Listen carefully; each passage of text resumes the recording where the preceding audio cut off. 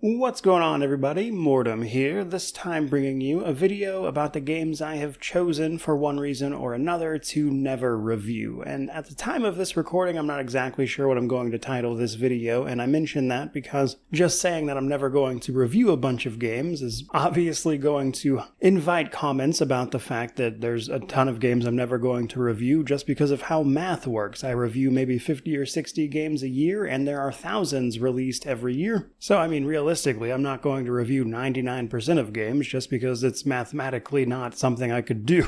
So probably worth a small clarification here at the beginning that what I am referring to are games that would initially appear to be something that I would enjoy or cover, either due to their genre, gameplay mechanics, etc., but I have nonetheless made that decision to not do that, obviously. Now, in some cases, I do still cover these games in some small way. I've talked about several of these as it happens, but the reason I'm bringing up this particular subject is because very recently Stellar Blade launched onto PC, and a lot of people have been asking me, why am I not reviewing that? Because it is, at the end of the day, the type of action game that I have played plenty of and reviewed many of. And in a strange way, the reason I'm not is probably going to wind up being the reason you think, but not for the reasons you would guess. And hopefully that will make sense here in a moment. But I did also want to throw in here at the beginning of the video, while I am going to mention things like monetization on YouTube, that's not something that in and of itself factors into my decision making. I have been fortunate enough to do well enough that, something being demonetized just isn't the end of the world to me in terms of like money lost. The actual issue with being demonetized on YouTube is that what it often does is limits the reach of that video at the same time, meaning that because it got ad restricted for whatever reason, it's also just going to be more difficult to be found on YouTube as a result of that. So while it doesn't really matter to me if an individual video, makes a bunch of money or doesn't, putting a ton of effort into a video that ultimately nobody sees is a bit of a bummer. And even in those situations, for certain things, I will still do it. I have covered many CRPGs that, nobody sees because nobody's really interested. And that's okay because I'm really passionate about those things. But all of that to basically say that there is a sort of equation of how much of my time can I dedicate to these things with potentially little to no benefit. And we'll talk a little bit more about that as the video goes on. But I mentioned Stellar Blade already, so let's go ahead and start there. So, Stellar Blade is, by all accounts, a pretty solid action hack-and-slash type of game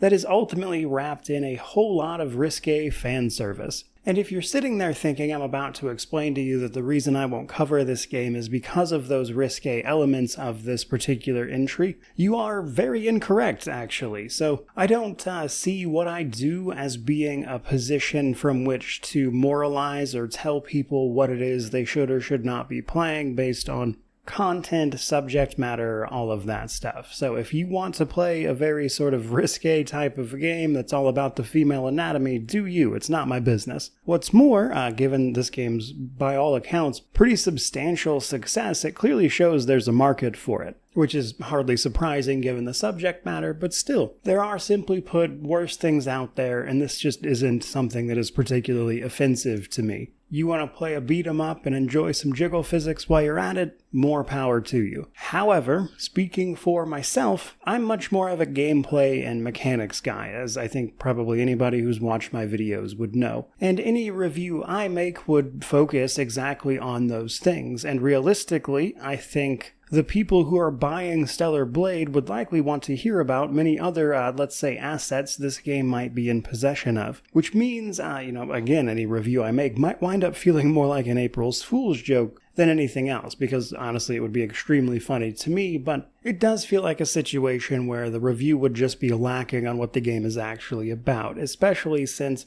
I think if we're all being real honest here, we know why most people are buying this game. You don't need my validation for that. And that's before even discussing, as I mentioned at the top of the video, dancing around things like demonetization, how much of my time would I have to spend on this for, anybody to even get to watch the video anyway. and to a point, how heavily would I have to edit it in order to make sure it doesn't get demonetized, to the point where would that even be an accurate representation of what the game is at that point, which actually is my main point for the next 2 games technically, which is both of the South Park RPGs from Obsidian. These are both games that I actually love. I think both of the South Park RPGs are absolutely hilarious. Obviously very crass and raunchy humor, but if you enjoy that kind of thing and you also like game mechanics, all that stuff that I just mentioned, then both of these games are really fun. In fact, I would say they honestly feel like playing your way through a very long episode of South Park. The problem with these 2 games and reviewing them, though, is less about the games themselves and more about YouTube as a platform with the demonetization that I mentioned. Because with both of these games, I essentially have 2 options. Properly review the game for what it is,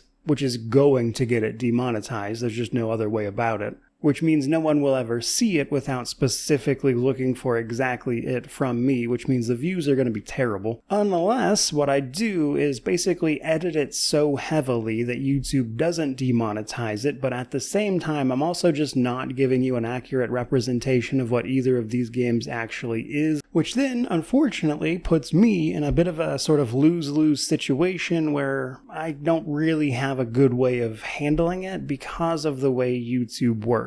So while you'll never get a proper full review of these games out of me, if you want the short and sweet version that is safe for YouTube, I guess, play both of them. I think they're hilarious. The actual RPG side of things is also pretty good. I had a ton of fun with both of them. Now, for this last entry, I wanted to do something a little bit different because this is another recent release people have been asking me about, which was the release of a game called Mind's Eye. A game that has had a very rough launch, let's say. And quite frankly, I'm using it as a way to talk about how sometimes I have to make decisions about what I'm going to spend my time on, to put it simply. You see, I was actually given a couple opportunities to check out Mind's Eye ahead of its release, and while I don't really have a problem reviewing it per se, when companies and the like reach out to me about individual games, what I will typically do is obviously a little bit of research about what it is, especially if I haven't heard of it before. Like, sometimes they'll reach out to me about games I'm already expecting to cover, and, obviously that just makes it a little easier for me. But in the case of things like Mind's Eye, where that email was the first time I had ever heard of it, that research step is pretty important. And simply put, when I looked into this game, it looked terrible.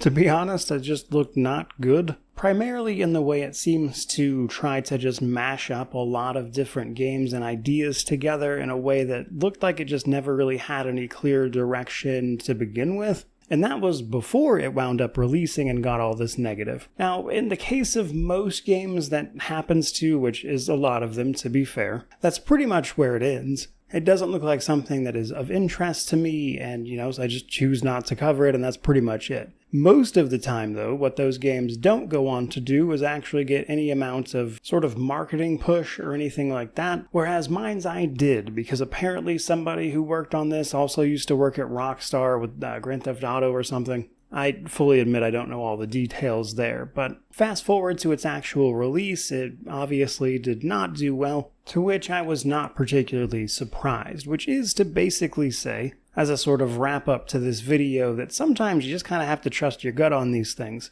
But I will say I do actually also think there is value in being like, hey, this game is obviously not something you should spend your money on, as is the point of many a review. But just, as a person, I do actually want to spend my time playing games I enjoy. But it was interesting to see a game that I pretty much immediately knew wasn't of interest to me, and didn't look to be of particularly great quality at that time, wind up to actually get some media attention, which is not typically how that goes. Those games usually just don't really ever get going anywhere in terms of news coverage, and then they just kind of disappear, as you would expect. So kind of a curious case there that I just kind of wanted to mention as an anecdote, but that's pretty much going to do it for today. I just thought that might make for a interesting video at the very least, talking about why I choose to either cover or not cover some things. As, put very simply, as almost anyone would expect, it's simply a matter of how I spend my time and how I measure all of that out. But there's usually a little more that goes into that decision making than you might realize at first glance, which was, again, hopefully interesting to listen to. But by all means, let me know how you feel about all of it down in the comment section below, which of course means to like, comment, subscribe, all the YouTube jazz. But regardless of any of that, truly, just thank you so much for watching. I really do appreciate it. May you wander in wisdom and have an amazing day.